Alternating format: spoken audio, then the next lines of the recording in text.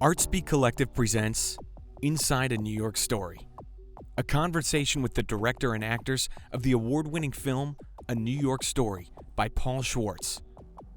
Please enjoy a trailer of the film, followed by an exclusive interview with Paul Schwartz and the four incredibly talented actors, Mike Keller, Ivy Omere, Joan Porter, and Edward Setrakian.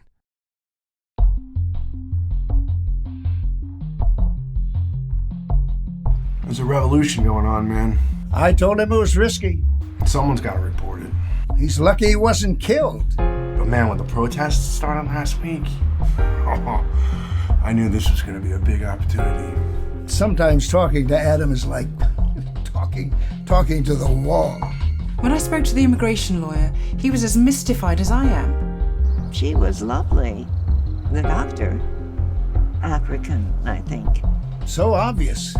And I got lucky. You go out with a crowd of angry people, they do angry things, and you get in trouble. 2 of our nurses caught it. One of them was pregnant. Terrifying. My sympathies are with the cops. You know, it's because of bad cops like you that these protests are happening in the first place. When September came, I thought about going to the cabin. With this disease, anytime you can send a patient home, it feels like winning the World Cup.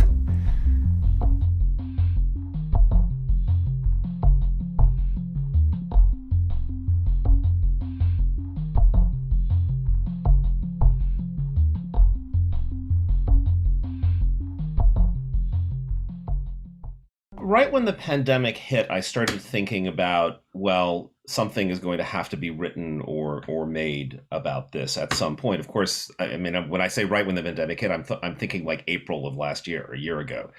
When the Floyd protests hit at the end of May and the beginning of June, then it sort of became more of, okay, I have to wait now because what's going on in our lives is much bigger than just the pandemic. I had this idea of, okay, you now need to sit down and address how you're going to do this, and you have to do it in a way that is actually practical under the circumstances of COVID.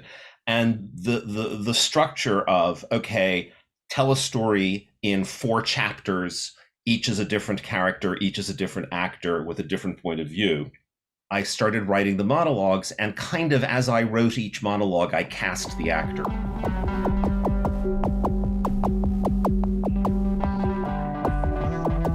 Came into our apartment and checked it out, and he was a producing dynamo. I love the script. I have a son, and so I used my son a lot when I worked on it, and it helped me. It gave me a little depth. It gave me a little personal, intimate kind of a sense. When I got the email from Paul, I remember reading the script and saying, oh, there's no question, I must do this. I related to so much of it. I was able to personalize a great deal of it. I will appreciate this experience for the rest of my life, I'll tell you the truth.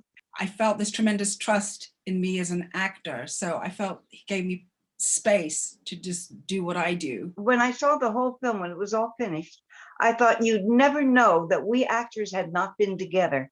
And yet we were miles apart doing this whole thing. That the intimacy between the characters was amazing to me how that came together.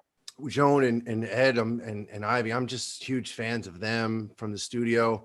Mm-hmm. I mean, whenever I direct something, I'm like, is there a part for Joan? But and then was able to use Ed a little bit in a blend with my dad, because I knew that Paul was casting Ed, and I got to be honest, Ed, you popped into my head a couple times when I was talking about you.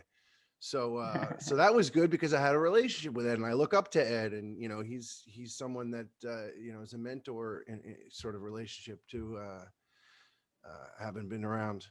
There are things that happen in filmmaking that are happy accidents, and the happy accident was the take, the long take where we're close in her face, where she's describing her husband dying. The best take was one in which for about 90 seconds there's an ambulance going by. It's actually, I was able to take the ambulance in the background And that, I don't know if it's a little bit subliminal, but as she's talking about the experience of going into the hospital, there's the sound effect of the ventilator. There's this kind of ominous, pulsing, dark thing underneath. The idea for that all came from the fact that there was an ambulance on the track.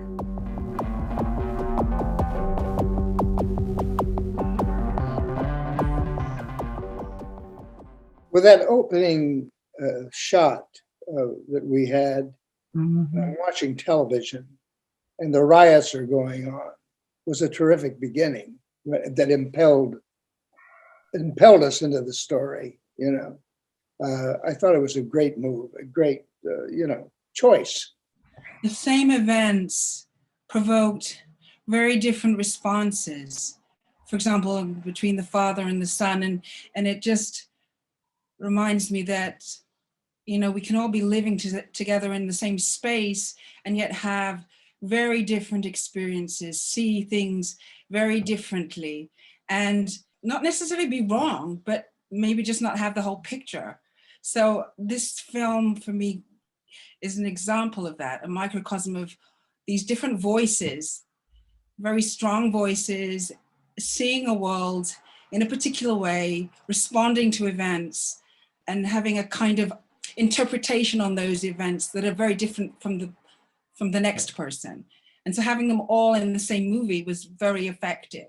I felt, because of the loss, the tremendous loss that the whole world was going through, the survivors who were trying to put together the fact that there was an empty chair at the dinner table because Dad, who was fine 1 minute, was in the hospital for a minute, now he was died. The loneliness of the film, really, of the script and what was going on in the world at the same time. Suddenly the whole world is in the same state, and it's the loneliest the whole world has been at the same time.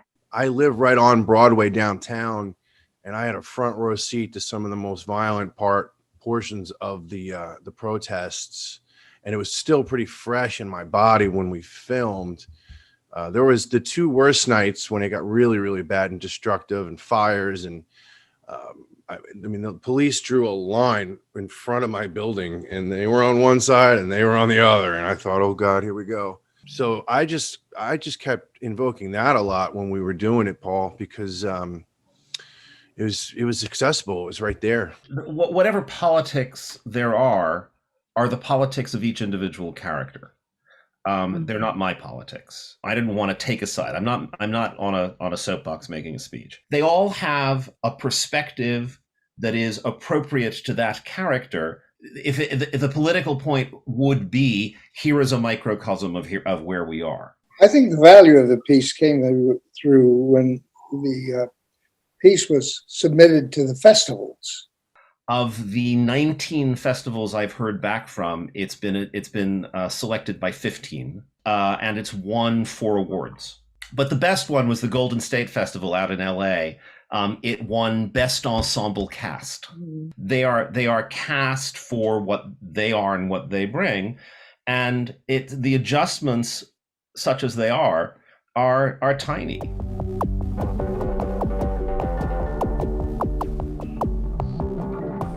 If you can have anything you want, if you can have 250 people in the orchestra, then how do you choose what you're going to do? But if you're confined, it sharpens the mind. It has to be just me. It has to be done in a way technically where I can record the sound and shoot it at the same time. It has to be written in such a way that I can tell a story. Those particular parameters determined the structure of the movie. The fact that you would have thought that we had been in a room and kind of watched it and played off of what was happening, because I felt that my relationship with my son was completely different than the dad's relationship. There's something very intimate there within that we had before. And I guess that just was there, without thinking about it, it was just there. I mean, for me, my character had a lot of things to react towards. I mean, the story within itself, what was going on in with COVID in the hospitals. And so, for example, for my research, I spoke with people who were actually nurses in ICU and ER, you know, struggling during the height of the pandemic, and what that might have been like, and, you know, the hours that went into, and the stress of those situations. I watched footage on YouTube, and it was hard to see, but it informed, of course, my character and the sort of things that she would have been dealing with. And then, of course, you know, with the Black Lives Matter, I mean, I don't really need to research that. Unfortunately, it's something I'm well aware of, I'm used to.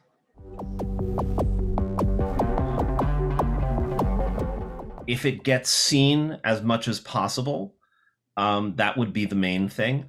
If one of the streaming services decided to pick it up, that would be terrific. But you know, the best way for me to do that is to have it be paid attention to on the festival circuit. The Actors Studio is what pulls all of us together here, and the community, as well as the artistic quality, is it's a nice community for somebody like me to be part of, to put it mildly. It's, you know, you get to work with and know people like these four people, and these are the cream of the crop.